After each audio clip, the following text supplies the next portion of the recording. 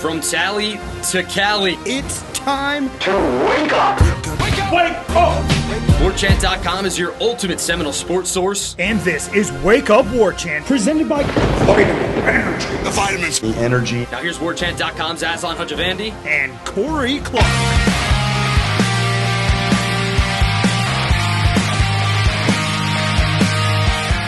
Wake up! It's Wake Up Warchant presented by Vitamin Energy. Coming up on today's show, it was a win. Let's talk about it. It was a win. So everybody's like, we're going to keep them now. And smart people said that the playoff was going to dilute rivalries. But after the Miami and Clemson outcomes, is everything going to hinge on Florida? Wake Up Warchant presented by Vitamin Energy. VitaminEnergy.com. warchantbogo, your promo code. Buy one, get one free. Shout out to our guy Ralph, who made it all the way from Hawaii back to Tallahassee for another game. He was like, man, I'm tired. I'm like, well, guess what? You're in luck. Saw him at the corner pocket during the meet and greet, Corey. Gave him some vitamin energy. And then the Noles won. Causation, correlation. Find out for yourself, everybody. Shake it and take it. 7 hours of energy. No sugar crash with body-nourishing vitamins. It is called Vitamin Energy, after all. VitaminEnergy.com, promo code WarchantBogo. Buy one, get one free. Stocking stuffers, question mark? Warchant.com, your ultimate Seminole sports source. $1. Will there be a coaching search? Doesn't sound like it now, everybody. They won. Everything's fine. We'll see what happens in a week. We'll see what happens in 2 weeks. But there's plenty else going on with the football program. We got you covered like nobody else. Warchant.com, the ultimate Seminole sports source. Come on down. Come home. I want to shake your hand. What's up, Corey Clark? How are you, my friend? What's up, buddy? How are you doing? You have a good weekend? Yeah, it was solid, man. Yeah. Let's just go. Let's get the shout-outs out of the way. Shout out to our guy, Sean, firefighter Sean, who drove all the way down from Point Pleasant, Jersey to come down to the game with his boys. Always good to see them at the meet and greet. Rick with his lovely wife, Tara, and their son, Brady. Big fans of the show, apparently. Steve, our guy, Al from North Dakota. Right. I met a Colin, a John, a Ken, and a Charlie in that back room when we were hanging out with another John, a Justin, and a Jeff, who apparently all befriended one another about 25 years ago in the dorms at Florida State. And it was their first time like all back on campus together for some sort of like big reunion tailgate for their dorm hall. So, and then all the pillars. James B was there. Ralph, as I said. So good weekend. And to get to hang out with you and Ira doing the rap in the flesh. It was awesome, man. What about you? How was your weekend? Yeah, it was good, man. I thought, and yeah, shout out to everybody that came out to Corner Pocket. That's always fun. It really does mean a lot when people come up to us and tell us how much they like the show and how often they listen to us and all that. For real, it really does mean a lot. That's why we do it, right, Aslan? We do it for the love of the game. Yep. But yeah, man, I just thought Saturday night was a cool night. It was a cool vibe. Does it make this program where you want it? No, we get it. But literally, like, how many – we're done. There are no more home games left this season. That's a wrap. These college football seasons go by way too quickly these days, and it's like we don't need to have angst. And I'm sure, look, I'm saying that in eight minutes from now I'm going to be talking about James Franklin, I'm sure. But in that night with Ethan Pritchard there with a full stadium, man, like it was packed, which is a great showing by Florida State fans when it's 4-5 versus 3-6. I think that says a lot about this fan base still. But yeah, you won a game. The team you cheer for won by 20 points, and in the second half looked really good doing it. You don't get many of these days. You haven't had a lot of great Saturdays the last 2 years. So let's not wring our hands about where the program is and this game on Friday. We'll get there here again in like 8 minutes. But I just thought it was a fun night for a fan base that needs more of these kind of nights.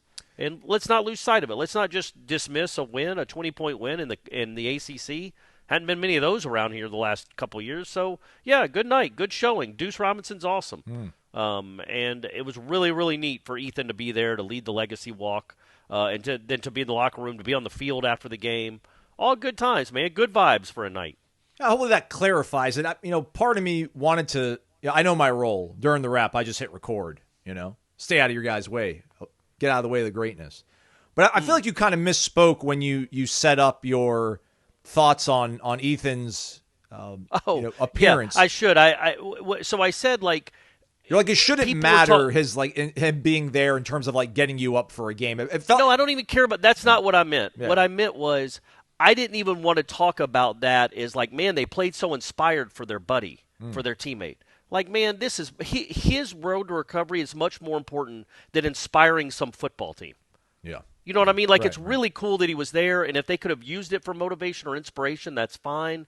But I was saying more like, let's not diminish what he's going through or make it something that has to do with sports, because it doesn't. It has to do with life and death. And I don't want to trivialize it, be like, man, they picked up a lot more third downs because Ethan Pritchard was there. Or they played harder. Earl Little played with more physicality because Ethan Pritchard was there. It's like, I didn't want to trivialize what he's going through, has gone through, and will continue to go through for a long period now by just asking or talking about how inspired they played because he was there. They should just be inspired in general because he's alive. Yeah. You know what I mean? Yeah. That's all I meant. Like, I didn't want to trivialize it and make it about football and what he means to a football team. All right, well, we got that out of the way. And I shouldn't have... Yeah, my bad. I didn't explain that well at all. Yeah. Well, I want to say get that out of the way. I mean, it was incredible, man. Just even before the game on Friday, I think when he was able to go to practice and what Florida State was able to put out and show, that was... it's incredible, man, and continue to keep him in our thoughts. And seems like everything's trending well. You know, when Mike spoke after the game, he talked about FaceTiming with Ethan during his rehab process, and he's always like drenched and sweaty because he's trying so hard and he's working out so hard to get himself back into shape. So it's awesome, man. Yeah, it could have been it still is a tragedy, but it could have been a lot worse. Florida State season could be a lot worse. They won 5 football games. They got 2 games to win 1 to make it to a bowl game and get 60 more minutes together as a team. I was like racking my brain a little bit on Sunday, Corey. I'm like, how are we going to talk about this game? I don't want to go into, is he safe? Is he not safe? And then it's like, well, let's just keep it simple and just talk about the game, I guess. The most impressive aspect to me was probably Tommy's elusiveness returning. I don't know. Yeah. I think Virginia Tech's had a pretty good defensive front. Well, at least relative to everything else on their defense. So maybe I shouldn't say they have a pretty good defensive front, but they've got some talent, some seniority, some continuity up front. And, Tommy was able to kind of navigate and avoid the negative play that for whatever reason really does hamper this offense. As explosive as they are, a 5-yard penalty, a sack, and it really puts this offense into a discombobulated state. They avoided that. I felt like they had a lot of big plays, but Virginia Tech almost had as many, but they were kind of inconsequential, it felt like. But to me, the big takeaway was like Tommy's health kind of returning, and the defense, even though they got kind of gashed in the run game, they found ways to bow up and keep Virginia Tech out of the end zone until the game was well out of reach. So at this point in the season, if you got a quarterback who's healthier than maybe he's been in a while, I think that was the most yards per rush he's averaged since the Virginia game, and you've got a defense that knows how to bow up in the red zone, like two really good things to build off of as you try to get at least one more win in these next 2 games. Yeah, and it's not even like the yards per carry, which was nice. Yeah, he didn't get sacked. I think he was 7 for 45. But I want to say at least 5 of those runs were either for first downs or touchdowns. Like that, he's making the most of his legs, and it's just a different offense when it does that. And yeah, man, they didn't hit a bunch of explosive plays other than the 50-yarder to Duce. But man, you see what his value is, because we get it, man. We get it. There's 2 throws to McCoy that are just bafflingly bad. I don't think that's a word. The first one in the end zone, it's like, man, just give the guy a chance. There's no reason to throw it like that. He makes some throws that you're just always going to be like, ugh. But what he does with his legs, I mean, he ran for 230 yards, Aslan. Like, I think it was like 235 or something. Like, think about that. Did it seem like they were Navy or like 90s Nebraska? No. Like, they weren't just murdering them on the up front. But at the end of the day, when you look at the numbers, you're like, well, by gosh, they ran for 230 yards against a competent ACC football team. That's not nothing. That means something. Don't lose sight of that. And so much of that is him, just his presence. Also some big runs. He pulled it when he needed to a couple of times. I thought Singleton and Cromaw both looked good. There's still not a lot of rhyme or reason to what they're doing with the running back rotation. Good to see Keziah getting that 1 carry and then getting the heck on out of the game. But it makes no sense. But, yeah, man, I just thought overall, to me, the big takeaway was the running game. The running game is exceptional compared to what it was last year. And look, man, it's exceptional, period. You look where they rank in the country. They are one of the best rushing attacks in the country. Is that because they're loaded with a bunch of first-round picks up front? Nope. Are they loaded with a bunch of NFL guys in the backfield? Don't think so. The guy that's at quarterback makes a big difference when he runs like that, right? That's the guy. And you're right. It wasn't just the numbers. It was like he put his foot in the ground and got 4 extra yards and dove for a first down. He made a couple of guys miss. When was the last time he made somebody miss in the open field? And I'm not saying like he's being tackled in the open field. He's just been running straight out of bounds. He actually made some people miss to get extra yards. That's why he's here. And when he does that, it's just a different offense. And he hasn't been doing that enough. I think we all think he's a little bit banged up. But, yeah, he looked as good as he has running the ball, I think, since the first game of the season. Let's hit the refresh button. They were 11th in rushing offense, averaging 226.7. After this week, they are now 9th in the nation in rushing offense, 7th in total offense, and they are 17th in scoring offense. Top 10 in rushing? I mean, top 10 in rushing in total is crazy. They were injured a lot on Saturday night up front. Like, Richie went down. Didn't Micah Pettis go down for a little bit? Micah Pettis went down, popped that thing right back in, and came back in maybe the next drive or 2 drives later. But, yeah, they were banged up. Rizzi had to play. Otto played a few snaps. And, again, they are not blessed with a great running back room. Correct. But they still do it. They managed to do it. And if you want to look forward to what it might look like next year, and we don't know. Aslan asked Tommy, and let's just right now the premise that they win one of these next 2 games and maybe Mike Norvell and the whole staff is back. Sorry, but it's a possibility. I trust, as I did. I told you guys. I don't pat my back a lot, very often about things I say, but I told you guys for the last 8 months before the season started, the reason I thought the offense was going to be better is because of Gus Malzahn and Herb Hand. Like that combination, you can't overstate what it's like to have competence at those 2 positions and on a coaching staff. Gus Malzahn does not have bad offenses. And Gus Malzahn, no matter what, runs the ball. He has offenses that run the ball. There are some things that leave you wanting. I get it. It's not a perfect offense. It might not be the offense you love to watch. It might not be the offense for you. But they figure out a way to run the ball. They went from 133rd in the country in rushing offense, 133, to now they're number 9, with maybe as difficult a schedule. Like, come on, man. Let's celebrate that. Let's celebrate how much better this offense is on the whole than it was last year. Now, I know it's not a high bar to clear, but really any other metric you want to lose, besides wins and losses, you would say this is one of the better offenses in the country, with not a lot of great talent. Duce is an NFL guy. Randy Pittman's a really good college football player. I think Mekhi Danzy's going to be an NFL player. I don't know about anybody else on the team. And yet they've somehow miracled themselves to top 10 in the country in total offense and rushing offense. That's crazy. That's just crazy. And wouldn't you think, like, man, if Gus wants to come back, if he would come back, if Herb Hand comes back, and they get a whole year to kind of identify who they want into the portal, maybe specifically at quarterback, if there is somebody out there, maybe another wide receiver or 2. You're going to have to bring in a few more offensive linemen. If you ran this back, like ran this coaching staff back, would you not have the utmost confidence that it would be a good offense next year? I don't think it would be not a good football team. I don't think it would, I'm not guaranteed. I don't think it would be better than this year. This is maybe no, good but this enough. year's good. Yeah, it's a good offense. Yeah. This offense has been good enough to get you where you want to go. It just has been. The quarterback's missed some throws. You've had some bad luck and some bad fumbles. But this offense, on the whole, has been good enough. It's been as good as Virginia's. And Virginia's got a they have an inside track at the ACC championship game. It's just as good as Virginia's. It's just as good as Miami's.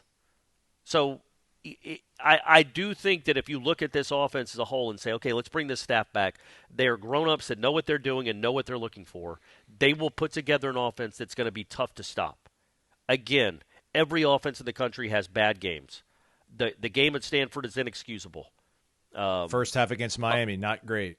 Turning the ball not over great the way either against Virginia. But then great. you wonder, Clemson first like, half, not great. But is that those are drops though. I wouldn't blame that on the coaches. That's just personnel making bad plays. The Stanford game I blame on it, and also Tommy's got limitations.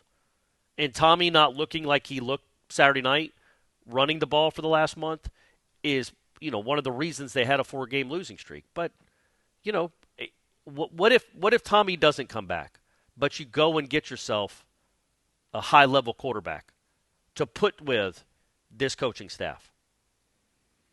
I mean, I would have a lot of but that's a big if. I get it, because it's not like Gus has a history of bringing in NFL quarterbacks. But and it doesn't even have to be an NFL quarterback. Yeah, give me a college receiver that can make throws. If somebody's a little bit better at throwing the ball than Tommy and is a little bit worse running the ball than Tommy, I still think that's a better option probably than Tommy. You think about he kept saying it on Saturday, and I'm not trying to kick Tommy, man. He's been hey man, he's better than they had last year. He's made some wow plays. He's made some great plays, and tough kid. But think about just as we look back at those 5 losses. The Stanford game, multiple misses, including one to Mekhi Danzy that's a walk-in touchdown that he just airmails it. He's airmailed Squirrel White multiple times. He's also made some great throws and had drops. So, again, I'm not blaming all this on Tommy. But when you think about some of the misses during this season, which includes drops and fumbles, if you just were a little better in those areas, and a little sharper with the passing game, with the throws in general, I mean, you're looking at a 7 or 8 win team right now, legitimately. That's how close they are. And so the thought being, okay, if you can improve the quarterback play, whether Tommy gets coached greatly or you go and get somebody else, which, again, it doesn't sound like Norvell is non-committal, and I guess Norvell would have to be non-committal because we don't know if Norvell will even be here. And Tommy was absolutely non-committal on Saturday when you asked him about it, because he walked on senior day if he would be coming back or if this was his last game in Doak. Man, it's you feel like you think about this offense with a good athlete at quarterback, like let's say a Kevin Sperry type athlete at quarterback, and maybe the answer is Kevin Sperry, but a Kevin Sperry athlete at quarterback that can also make those throws. I mean, yeah, man, it's a good enough offense to get you where you want to go, to be in the conversation like you always say, because it was really close this year, even with not a very good defense, in my opinion. Okay defense, but nothing special, and some limitations at quarterback. You still are 5-5, and again, I know people don't want to hear this. You're 5-5, and you're really close to 7-3, like really close to 7-3/8-2. Let's just say the Miami and Clemson games were absolute L's from start to finish. You were losing those games. You were getting blown out in the first half of each of those games. Take them off the board. I know you came back against Miami, but that was unwinnable. Clemson, you didn't deserve to win. The other 3 losses were Duce bobbling in the end zone, Sawchuk getting in but not being called, and then Pitt when you had no receivers and you blew the halftime lead. That's it. Those are your losses. And Pitt and Virginia are good teams. Stanford is the inexplicable one. We do realize that we had to put 2 wins to the side, and we still had 3 other wins to reconcile to bring us to losses, 5 total. Yeah, 5 losses. Yeah, losses. Yeah, no, I mean that's the issue. But you think about it. I guess we'll get into this now. So, buddy, what if they go win in Raleigh? Nope. I'm good. I moved on, man.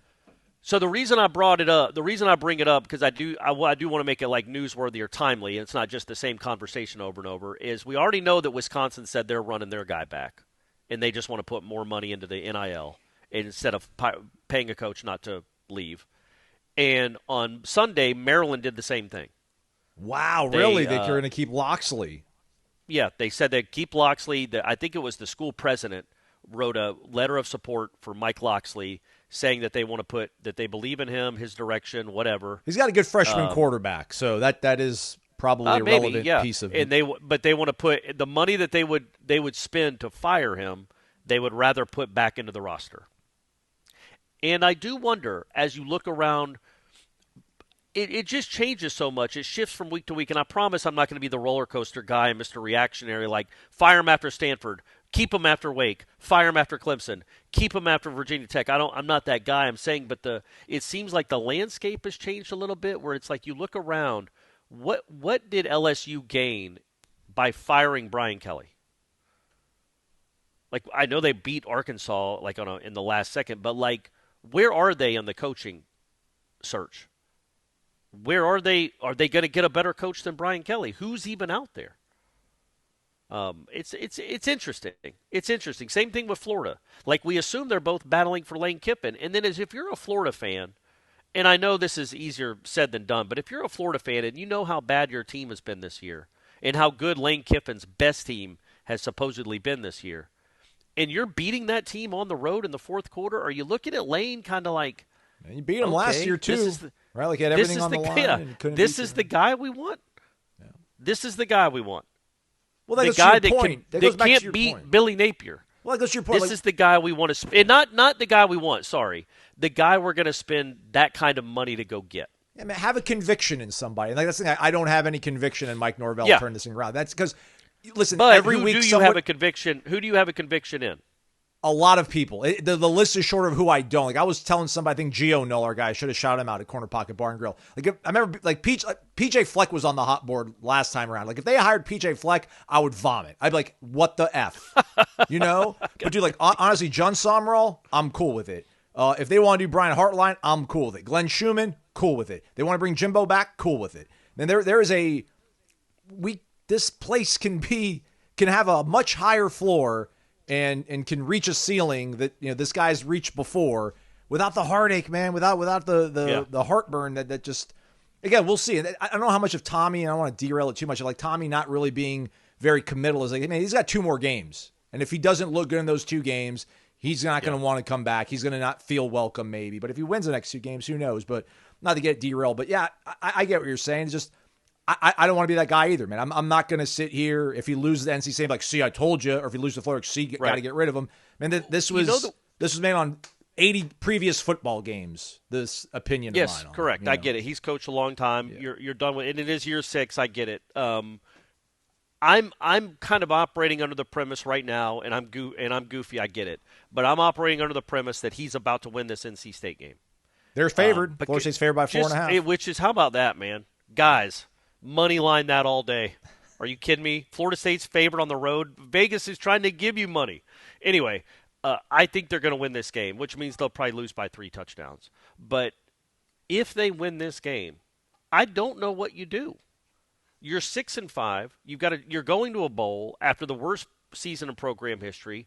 You legitimately were very close, and in all the metrics, you're probably a top 20 team that got a bit unlucky, undisciplined, bad coaching, whatever you want to say. You put together a roster that was top 20 to 25-ish. You put together a team that performed at like a top 25 level, other than, the stupid L's.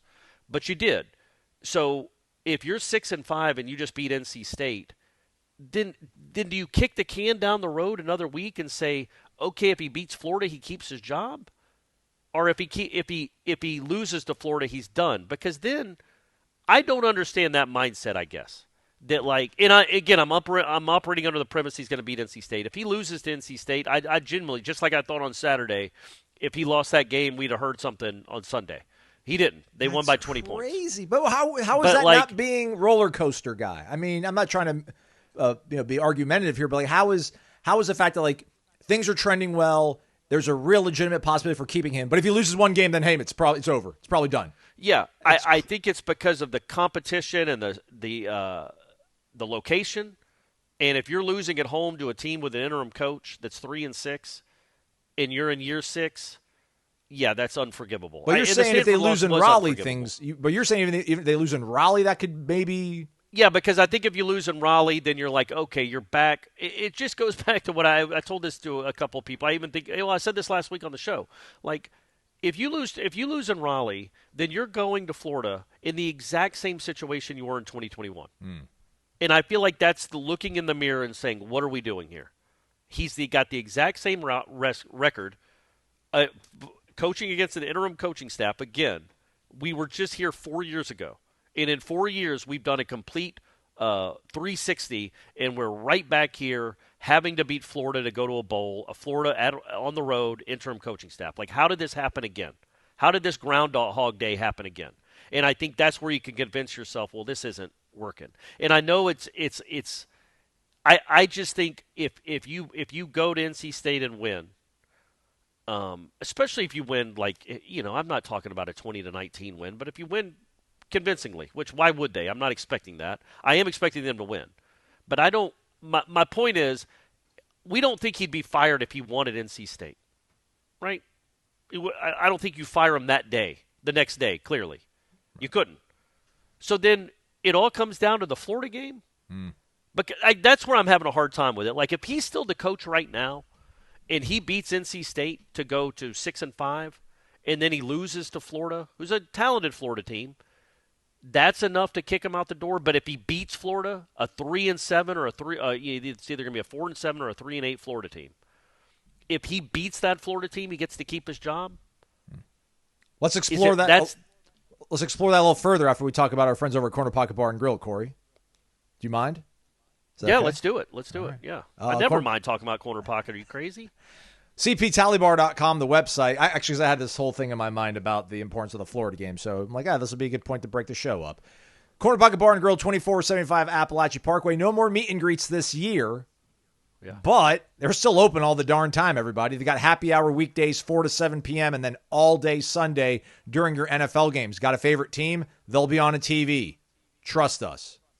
They will be on a TV. You can find a nice smiling face that will put them on a TV in the random case that they aren't on a TV set. Delicious food.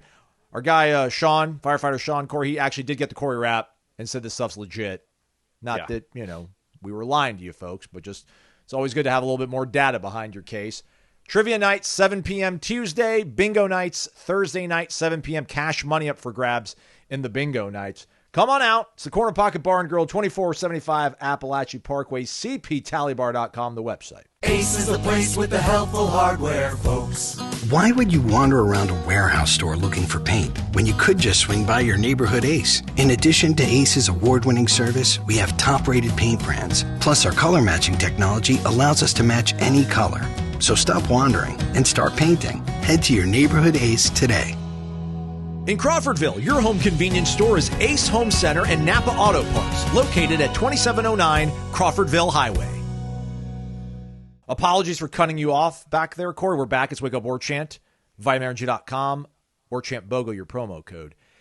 Had this thought about, again, to your point of that we left off on, just, beat NC State, lose to Florida, lose to NC State, beat Florida. What is the combination of things that happen here? And my head goes to Jimbo 10 years ago or 8 years ago or whatever, talking about playoff expansion and how that was going to kind of dilute so much of the sport, and namely like the rivalries, right? Like, if you don't make the playoff, you're not going to care about beating your rivals anymore. And I think like this sets up kind of interestingly, because to your point about like, who do you feel better about that you could hire out there? Like would you be like LSU and make like an emotional decision? The only way you make an emotional decision. They definitely haven't done that. Yeah, but like if you lose to Florida, then does it become an emotional decision? Or is that a reasonable last domino to fall? Because if you look, it's hard to beat Florida in Gainesville and come out of it not feeling good, right? Yeah. Like that would be crazy.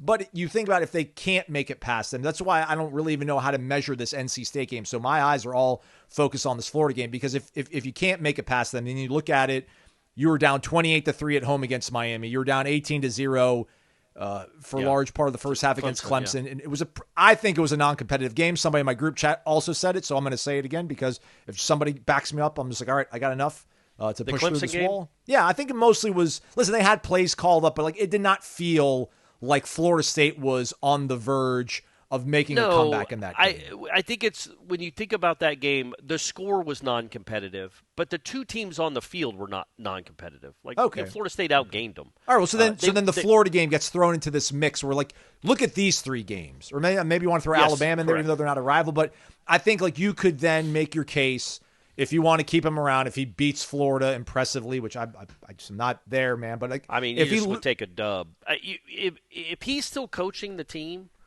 and they beat Florida, you're going to fire him after that? They did Ron Zook. That's what I'm saying. This is an odd. I just start to think more and more that like it comes down to this game coming up, man. It comes down to this game coming up, and I know I told you guys we would. It was awesome that they won. Duce Robinson's doing all kinds of awesome things, but I think it comes down to this game on Friday night. Like if you go through an entire conference season again, winless on the road, I don't care what you do against Florida. Quite honestly, a 3-8. You don't mean that. You don't mean that? No, Corey? I mean I don't. Like I would almost not even like I think that would be enough to me. Like I'm legitimately now when I look at the landscape of coaches that are out there, and also let's be honest, coaches who would be available next year. You know, Brian Hartline will be there next year. So will the guy at Georgia, or some other hotshot coordinator. You'll have your pick of these coordinators. If you're not going to get James Franklin, everybody else will be out there. You're not killing yourself in the coaching search. You might, in your opinion, and I'm not saying your opinion, I'm saying the people listening to this, you might be costing yourself a year to get back on track by keeping Norvell another year, but you're also saving a lot of money, and who the heck knows what next year will look like. Again, Virginia's got a chance to be in the playoff this year, and you should have beaten that team. And we don't think you're and we're ready to fire this coach. And that's the margins, the razor-thin margins we're talking about. So as I look at the landscape, it's like, okay, man, if he loses to NC State, let me flip it around and make it more positive. If he beats NC State, he's 6-5. He's going to a bowl. He beat Alabama. He beat mighty NC State on the road, which is always a struggle for everyone. And my point mainly when I started this was, I would be much more willing to run it back if he gets me to 6 wins, with that win being this week. How? Like the Florida win would be awesome too. Just because the Florida win's got to be significantly better. It's on the road as well. It's your rival. But the problem with the Florida win is you're not going to get any credit for getting it. Great, you beat a 3-8 team that's on an interim coach.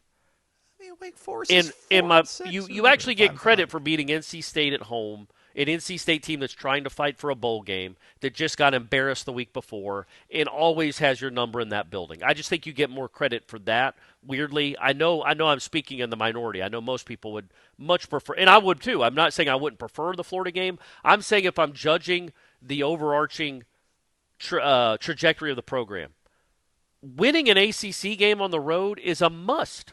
It's a must. And they haven't done it in 2 years. You give me that win, and it's like, okay, then the point I was trying to get to is, do we kick it down the road and say, okay, now if you beat this 3-8 Florida team, you get to stay another year. If you lose to them, you're done. Oh, yeah, and also we got to hire somebody in 2 days because National Signing Day is coming up. Like, that's why I think the NC State game is so, like, the decision needs to be made Saturday. It can't come down to the last game of the season, in my opinion. It just can't. It needs to come, and this is a very important game, too. It's not like NC State is, I don't know. Cheeks? Yes, there you go, to use a Jeff Cameron term. The NC State is a bowl-ish team, and again, you never play well up there. We always knew this was going to be a challenging game. It's a Friday night game, and we all know you're kind of still coaching for your job. If you can show up there and play well and win a game on the road, then great. And then you have to go ahead and lock it down. You just can't. The uncertainty. I just think that would be the one for me. And if they lost, I just wouldn't care that you beat Florida. I would be like, enough is enough. Enough is enough. And I don't know why it comes down to the NC State game for me more than the Florida game. It just does. And I just think, and the reason it mainly does is because I do think they're going to win this game. And if they don't, it'd just be extremely disappointing. I don't think they have more talent than Florida. And if Lagway plays well, they're probably going to lose to Florida, or it's going to be a very losable game. They have more talent than NC State, and they should win that game. They should win that game. And if they don't, it's another game they should have won that they didn't. And then you just go ahead and rip the Band-Aid off, give the new coach 9 days to get ready, or 10 days for National Signing Day. Give him more than 2 days to get his staff ready to try to get you some better players in here. But I think the NC State game is the game. If he's going to be the coach, he has to win that game. Because if he loses it, what are you going to be like going into the Florida game at 5-6, being okay? If you win this game, you get to stay. Well, why? He's still 6-6, and he beat a 3-8 team. That can't be the determining factor. Do you think this team is better than it was last year? We all agree it is. And do you think this team has any chance of being better next year than it was this year? And this coach can actually get it done. And if you do, then maybe you keep him. Well, that's because you're obviously better than you were last year because you were horrible. You were 2-10. Can you be better next year than you were this year? Yeah, because you're probably going to be like 6-6. But if you're better than you were next year, I mean, then you're looking at 8 or 9 wins. Get lucky, get 10 wins. Look around the country, man. Texas might get into the dang playoff at 9-3, and 2 overtime wins over Kentucky and Mississippi State. Let me like ask they you have been this. bad the whole season by their standards, and they are very close to having 5 losses. They have 3. They really should and could have 5, but no, they have 3, and they're still very much in contention. Well, yeah. And so I just if we found a way to win a couple games, we would have 3. It'd be nice, right? Yeah. It'd be nice, right? Yeah. But do we think this guy just has no chance? Oh, Shedeur Sanders is playing. Do we think he has no chance to win games anymore? Or, he just lost that magic touch? My biggest problem, as we all know, is the player acquisition, the evaluation, especially defensively this year. Look around that defense, man. And actually, let's go back to the game a little bit. I was disappointed with the way the defense played. I thought they got pushed around. I thought they showed their limitations up front. They did not. That was a team that, as Tony White said, wanted to run for 300 yards. And if their defense could have gotten any stops at all against Florida State's offense, Virginia Tech would have run for over 300 yards. They were well on pace. That wasn't a great sign. That wasn't a great look. But I don't blame that on Tony White as much as I do. Where's the special on that side of the ball? I like Earl Little. The Desir twins, especially Mandrell, big time, I think is going to be big time. Ashland Barker, Other good than player. that, Darrell Jackson, projected first-round pick, possibly. Listen, they're not flush, but he's an NFL player. He's an NFL player, but he's not special. There's nothing special coming off the edge. There's nothing special at linebacker. They've just got to do so much better of a job there. And I want people to realize that, me personally, because I wondered what did you think of the Franklin stuff that came out on Saturday before the game? I was going to ask you, what did you think about Tony White's tweet on Friday? Last time in Doak, thank you, Tally. He might have just been for the season, buddy. You could think like that. But the Franklin thing, all the news and I think, what did you think about that? Who was on Daniel Jeremiah? It was Bruce Feldman was on Daniel Jeremiah's show earlier in the week. He was also on Russillo's show, and he said the same thing about Franklin's waiting to see if Florida State opens up. Yeah, he's stalling Virginia Tech. Sounds like Virginia Tech has made an offer to him, and they want a decision sooner than later because they kind of know they might be getting played by him. Maybe with Maryland coming off the board now, because that was one of his potential landing spots if he couldn't get wherever he wants to go. I mean, he was like the head coach in waiting, I think, under Ralph Friedgen, I want to say. Yeah, he was, yeah. And left Maryland. So, yeah, I mean, I'm not in love with James Franklin, but like James Franklin's a better coach than Mike Norvell. He's got a better track record than him. Like, yeah, like take him. Take him. If you can get him at a good affordable rate, take him. But I don't know. Your question is more so like, is he really waiting for us? No. My question was like, what was the point of all that? What do we make of the fact that became news on Saturday? Who was pushing that narrative? That Franklin and Virginia Tech wants an answer quicker rather than later. It could be cleared up in the next couple of days. Franklin and Virginia Tech in these talks. Is that Sexton kind of putting the pressure on Florida State to make up your mind? But does he represent both of them? Like, are you going to fire this guy so you can hire my other guy? You know, like that would be. I don't know if he represents both those. Or guys. Was it Virginia Tech saying, "Man, we're serious now. We want you, but we're not going to sit around and wait forever. Let us know if you're coming." And they wanted to make that public, so he would have to make a decision. I don't know, but to me, it felt to me like James Franklin. This is my opinion. I could be completely wrong. James Franklin would much prefer Florida State to Virginia Tech. Yes, you have to do everything you can to stall. You have to do everything you can to stall if you're him. Yes, but also if you're Florida State and James Franklin wants to be your coach, yeah, what are we waiting for? What are you waiting for?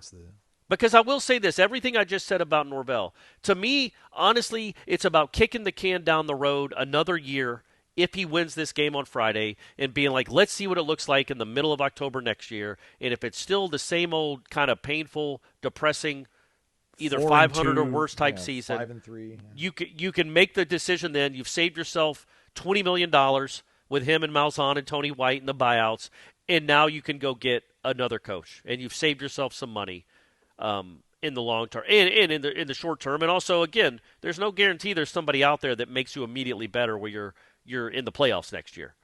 But if James Franklin is a legit option and you're deciding, like, do I want to keep the guy that in year 6 needs a win at NC State or a win at Florida to get bowl eligible after 2-10 next year? Or do I want the guy that was in the playoff last year? Like, that's no decision at all.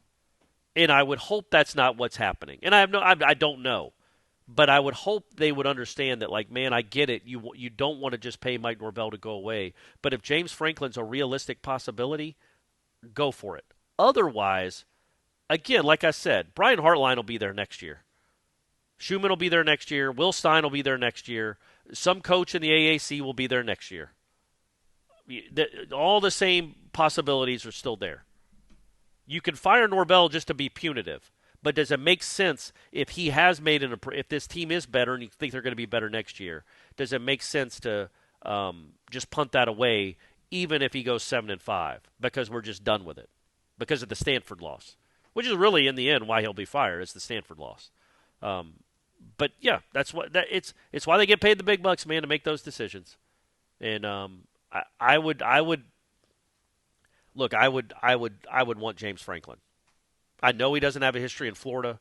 I don't know what kind of ties he has to Florida. I know he has a lot of ties. You know what I know he has ties to, Aslan? Yeah, he's the NFL. Yeah, he's recruited. The NFL draft. Yeah. Got a lot of those ties. That's the kind of guy I want to come to Florida State. Yeah. I think if you can recruit the tri-state area well, there's something about if you've got the swagger and like the know-how and the personality to win kids over in New Jersey and Pennsylvania and you know, like the DMV. I know that's not the tri-state area, but and you were at Vanderbilt and you recruited it well there too. Yeah. Like, what, you're going to come to Florida State, you're going to start bricking when you go down to South Florida. You're not going to know how to fit into those circles. I don't believe that at all. Like not a single chance. I wonder how much of a possibility he is, because I just feel like if he was a possibility, wouldn't after the Clemson game been the time? Maybe there's somebody that's got a lot of money that really likes him. Like, that is, you know what I mean? That is just like convinced that like he is that Mike Norvell is still like a coach that has a lot of years of playoff runs left in him, and they're like, maybe it's I don't know what this is like. What's the movie with Henry Fonda back in the day? 12 Angry Men or whatever. 12 Angry. Yeah, I thought you were gonna say On Golden Pond. Not that one. That's for another show. But yeah, it's like maybe there's just that one holdout that's like, listen, man, I don't have more money than everybody in this room, but I have just as much as everybody, and I'm 1/12 of what's going to have to get paid to get this thing done. I think we should hang tight. And then, if you lose to Florida, I think then it becomes punitive. I think that guy probably loves his school enough that he's like, all right, man, like I'm done. I think losing to Florida would be like the emotional linchpin to then make this like a punitive, which at this point, I don't think it would be punitive at that point. I mean, I think it's I would just hope that you can't. I just don't think you can go into the Florida game not for sure what you're going to do. It can't just come down to that game. It just can't. It's got to be more of a big picture. You talked about process versus result. Well, you talked about Jimbo. And the one thing he preached all the time, I heard Kirby talking about it on Saturday night. Ooh. But there's so much truth in it. It's process versus results. And if you're convinced that the process this guy has coaching this football team and fixing this program, you believe in it and trust in it, then you can't get caught up in the results in a rebuilding year to the point that you're going to fire him because of one game.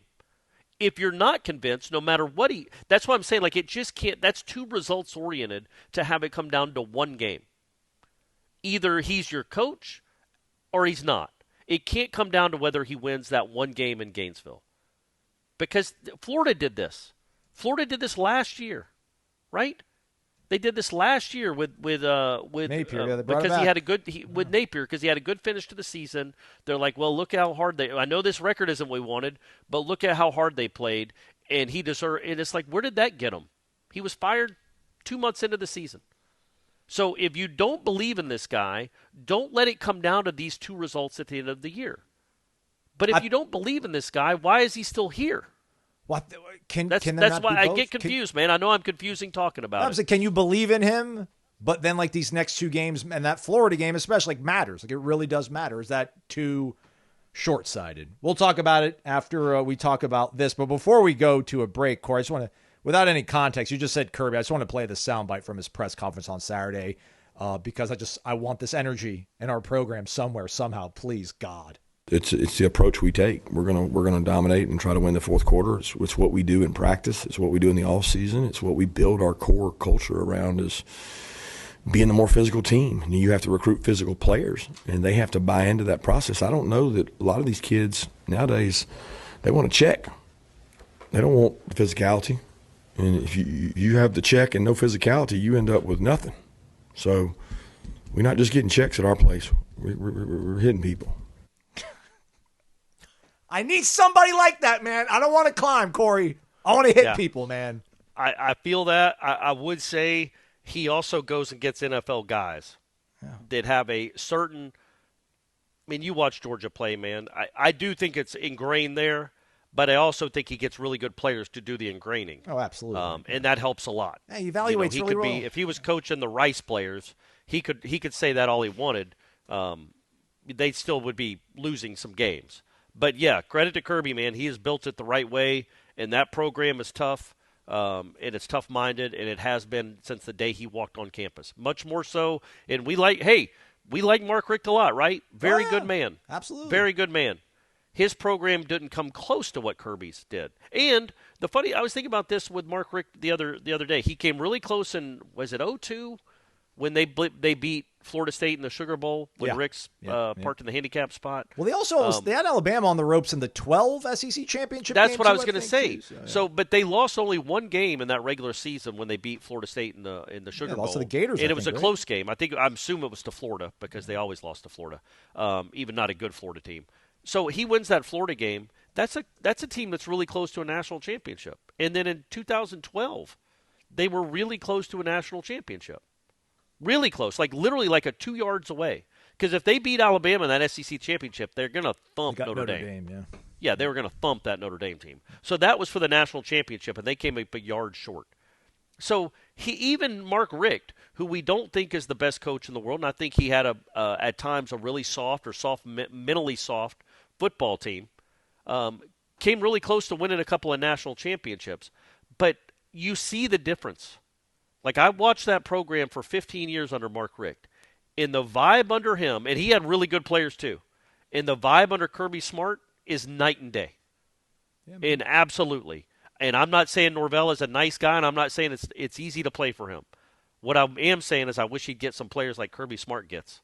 But, yeah, it's noticeable how hard they're coached, how hard it is to be at Georgia. The competition in practice must be out of control.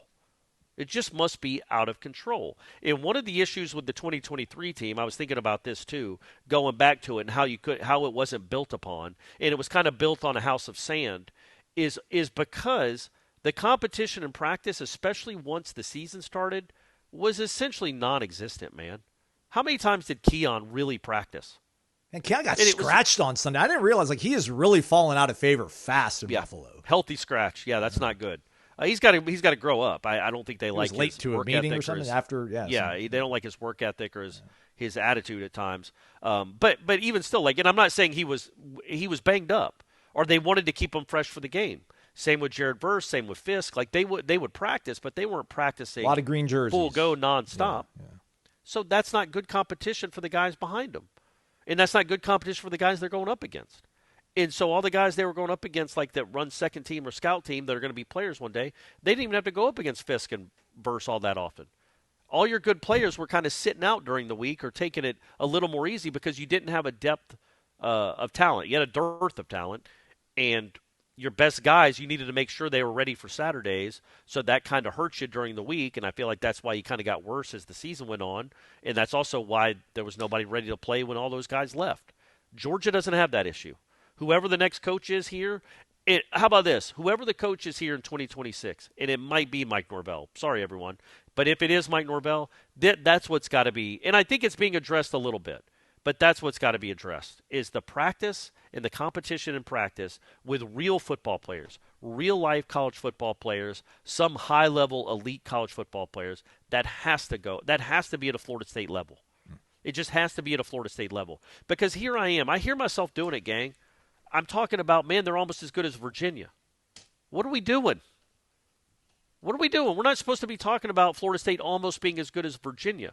My point with that, though, is they have been close. They have been really close to having a good year, but they are not really close to being a Florida State dominant program. They're not close to that.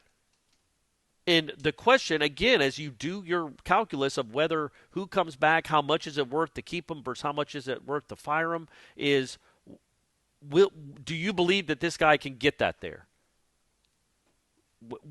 Building it the right way, foundationally. Or is it going to take some transfer exclamation points and wild cards and knockout signings in the transfer portal to get him back to where he wants to be? Because if you think he's just a portal king but can't do it on his own, then what are we doing? What are we doing? But as I pointed out repeatedly, right, Aslan, we do think this freshman class is the best one he's brought in. And it's not close. These guys can play. There's some young guys. There's a lot of young guys on this team. Not a lot, but there's a substantial amount of young guys on this team that can actually play. But the line of scrimmage still remains a problem, and we have no idea what the quarterback situation is, which is kind of an important position. Yeah. What's important is picking winners over at Underdog Fantasy Sports.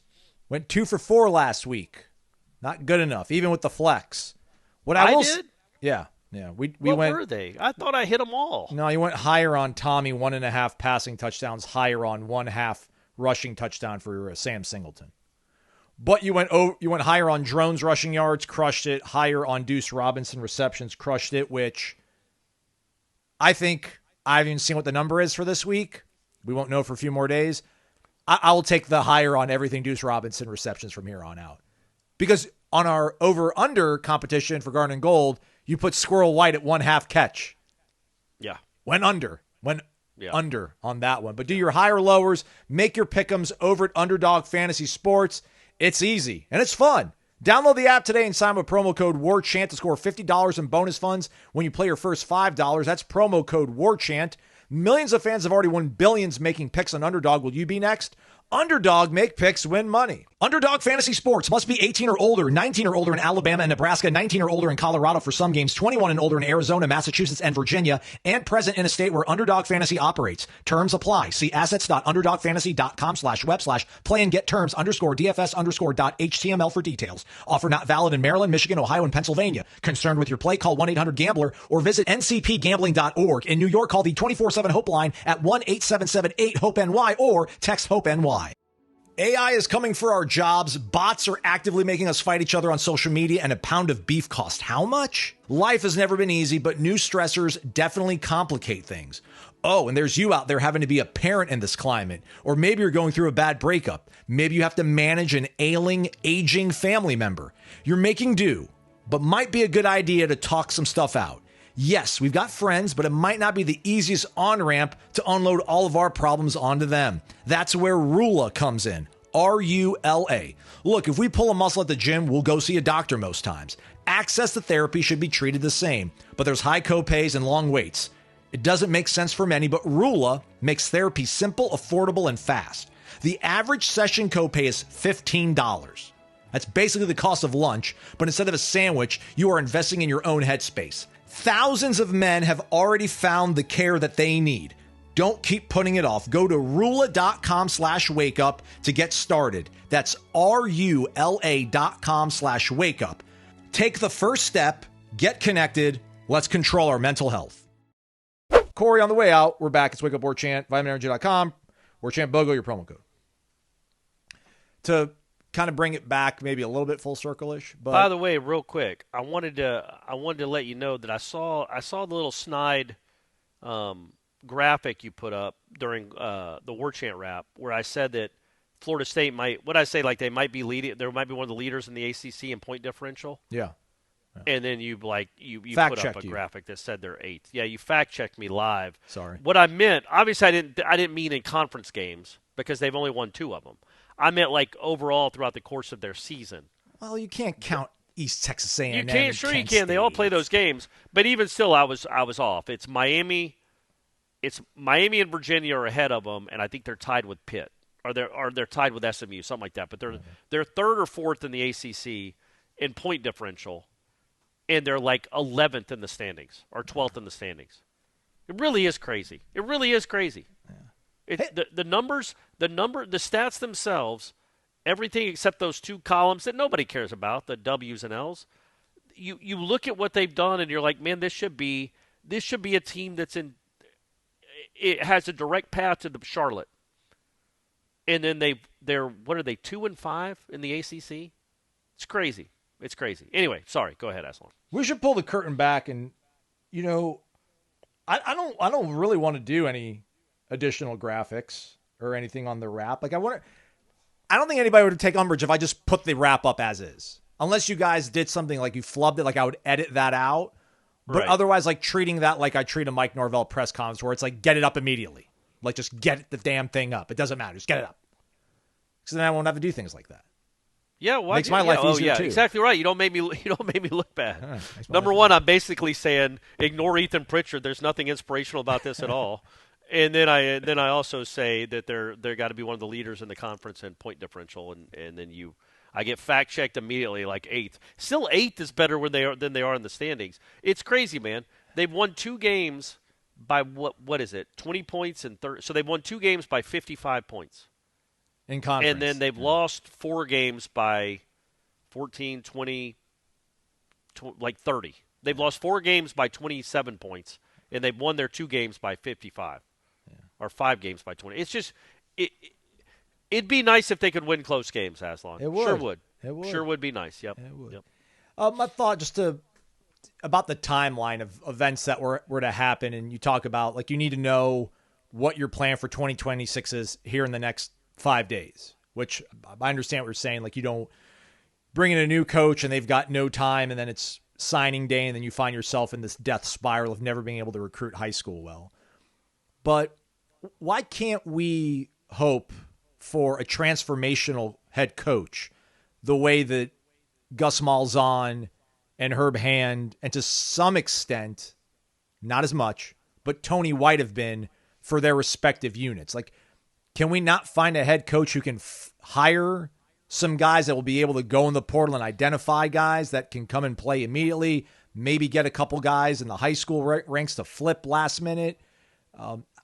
I don't want to discount your rationale, because I do agree with you, man. Like you want to have as much runway as you can to get your first recruiting class, build some level of momentum, because we saw what happened with Willie, we saw what happened with Mike, but I think we've seen enough from Mike to realize that it probably wasn't just poor timing. But can we not think that James Franklin could be like a transformational head coach to where you can lift up the whole program and not necessarily just one side of the football if you have a certain coach that has a vision and the ability to get and evaluate guys and get them on campus immediately?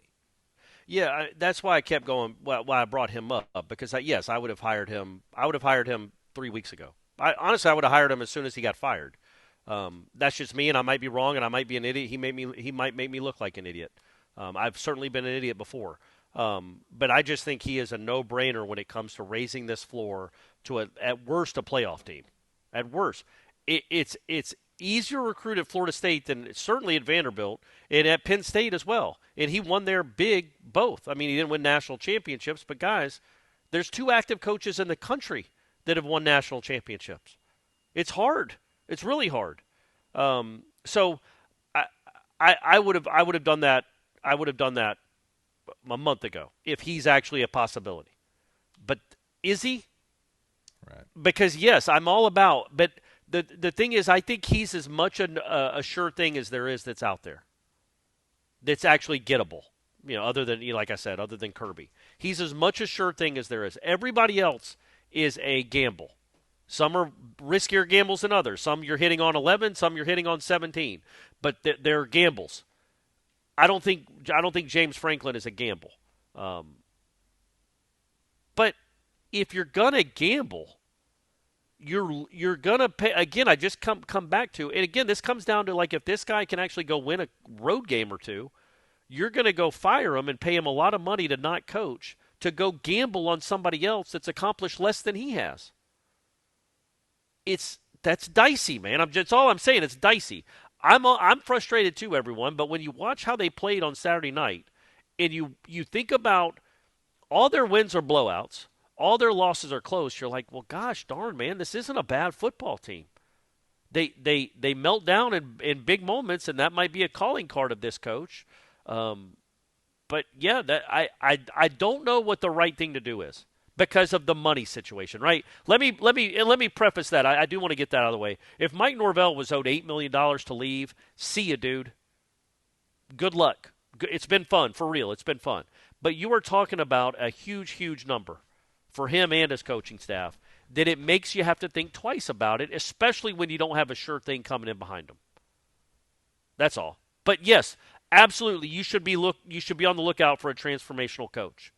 If you don't think it's this guy, fine, but is there somebody out there right now that you are convinced is a guy? And if you're absolutely convinced he's the dude that's going to take you to the promised land, then don't wait. But if you're not convinced, then all right. I was telling somebody the other day, like, man, hey, Jimbo, go take the Virginia Tech job and be good for 2 years. Then come on back home, big guy. Convince me that you can coach in this modern era with NIL and convince me that you can have an offense that works again, and then maybe you'll be good enough for Florida State. Like, I just want – because I think Jimbo, if he's proven he can coach at this level again, is an absolute no-brainer. But he hasn't, and that is a gamble. That's a big, big gamble. So anyway, I think Franklin was just in the playoff last year. That's why I brought him up. He was in the first 12-team playoff ever, and he won 2 games in it. We know he can do it. So if he's available, get him.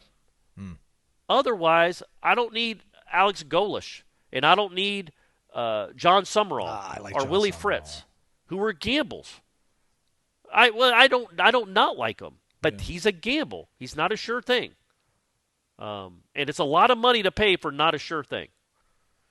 But enough about that, Aslan. We've got enough, and I knew it would turn into that. I apologize, everyone, but I wanted to leave on a positive note. Aslan, I think you would agree with me that Duce Robinson has been an unbelievable addition to this program, and I'm not just talking about what he does on the football field, right? Like, I would encourage everyone to go watch his post-game press conference. He's asked about him being close to 1,000 yards. He'd be the 14th Florida State player ever to get over 1,000, the first since 2019 with Tamorrion Terry. And immediately he brings up his teammates. And it's not just like player speak. He genuinely believes it. He brings up Gavin Sawchuk's blitz pickup and what the offensive line did on his touchdown. He's like, yeah, good. Take, for instance, my touchdown today. And he blamed himself for dropping the 2 passes that Tommy threw. But he's like, that blitz pickup is the only reason I got a chance to make that catch. It's like, man, that position is the biggest diva position in all of sports. And Duce is just different, right?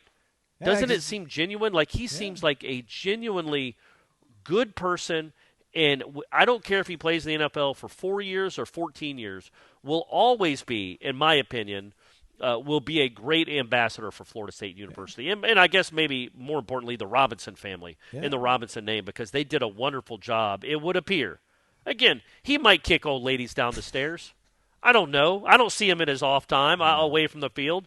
But I have a sneaking suspicion, the way everybody talks about Duce, that he is as genuine as he appears to be, and has been a wonderful, wonderful addition to this program.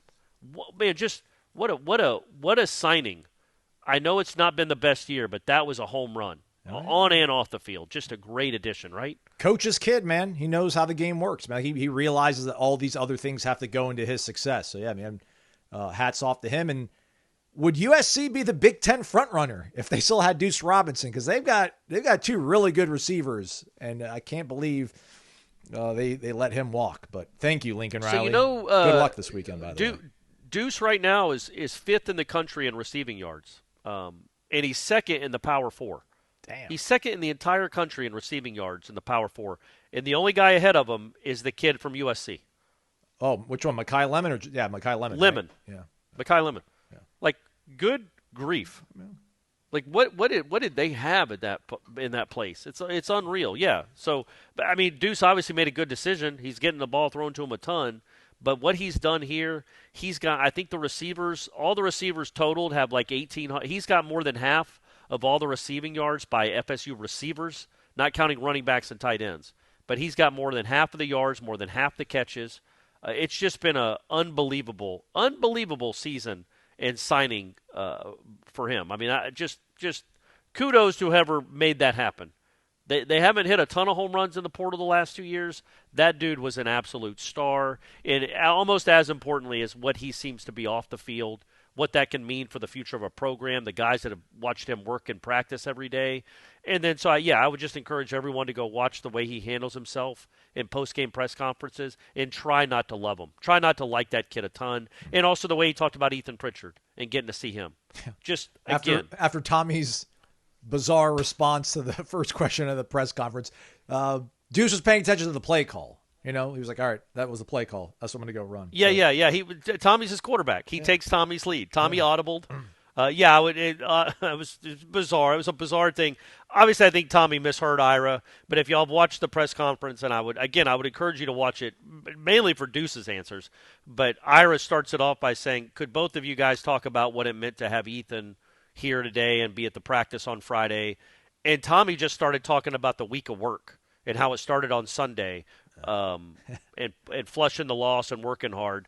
Did not address Ethan Pritchard at all, not 1 second. And then Duce just went right. It just followed Tommy's lead and answered about how hard they worked during the week and how they brought it on Sunday and didn't let the disappointment of Saturday night dictate their week. And so Chris Nee luckily went back and asked about Ethan Pritchard again, and then they answered the question. But yeah, that was a really funny little situation there. Maybe Tommy hates Ira and just doesn't. He's going to be like a politician, and no matter what Ira asks him, he's going to answer what he wants to answer. In case you were wondering why we're not talking about Gus and Tony, with the short week Friday kick against NC State, we're going to get coordinators on Tuesday. So I think they had their day off on Sunday. They'll practice Monday, and we'll get Norvell, I think his usual time, which should work out to about when they usually end a practice. So, and I think he said, Tuesday they'll get after it. And then, Friday game, 7 o'clock, thankfully. Not 7:30, 7. I do appreciate Virginia Tech and Clemson. These last two games have kind of moved quickly. Games have kind of moved at a good rate. Hope we get the same these next. We don't even know the Florida kickoff as we sit here and talk, do we? We do not. Hopefully it's an afternoon game, but we'll see. Give me a noon. Let's get on with our lives. Let's get on with our lives, television. And then maybe a bowl game, my man. Maybe a bowl game. Just throwing that out there. Need to get that dub Friday night. But if they get the dub Friday night, they're going bowling, baby. Let's see here real quick. What are the ACC bowl tie-ins? Oh, you just jinxed it. That's not jinxing it. What do we have here? Somebody's saying Shreveport's no longer, so that hurts. It isn't. I don't think it is. I think Yankee Stadium is one. I mean, it'd be cool if they just had like a list. Unveils bowl season lineup. The LA Bowl, hosted by Gronk, December 13th. That's my mother's birthday. Where is that? Los Angeles, the LA Bowl. I was joking. It could be Louisiana. You never know. You're right. I'm sorry. Ruined your joke. That's 9 p.m. Eastern. God dang. Gasparilla Bowl, Tampa, December 19th. That seems likely, right? Yeah. No, wouldn't that seem likely? Go Bowling Military Bowl in D.C. on the 27th. Bad Boy Mowers Pinstripe Bowl. That's at Yankee Stadium on the. These are all the 27th. Wasabi Fenway Bowl, Pop-Tarts Bowl, Gator Bowl. Birmingham Bowl. So they have a game at Fenway Park and Yankee Stadium? Yeah, same day. All right. Yeah. There's the Alamo Bowl. I'd like to go to San Antonio, but I cool think city. Probably have to be like cool a city. 9-win, 8-win team to get. That's got Miami's name all over it when they don't make it to the. Right, exactly. Sun Bowl's back on the board too. All right, well there's options. There's options. Oh, the SRS Distribution Las Vegas Bowl, Corey. New Year's Eve, 3:30. That's an ACC tie-in? Yes, sir. Be in Vegas for New Year's Eve on Gene's dime? Let's go, Noles. Get you a win in Raleigh, guys. Get you a win one time, please. Jeff Cameron Show, 1 to 4 o'clock. He and Tom Lang. Ira Schofel hops on during the second segment, hour number 2. So check that out, warchant.com, PFF grades, results, all that's available, recruiting news. And we got a hoops game on Tuesday, right? We're going to honor Leonard Hamilton. That's I don't know exactly how. Bobbleheads? I think he'll be introduced at halftime maybe, but it's Tennessee Martin, which is where he went to school. Yeah. And played very well, obviously, very good basketball player. So it's his alma mater playing against, obviously, Florida State, and I think he'll be honored either before the game or after the game, but show up. Also, Tennessee Martin's good. Yeah. They beat UNLV. They've beaten Bradley. They've beaten some real teams, so that's not going to be a pushover by any means. All right, there we go. Thanks for listening to Wake Up Warchant, presented by Vitamin Energy, vitaminenergy.com, warchantbogo, your promo code.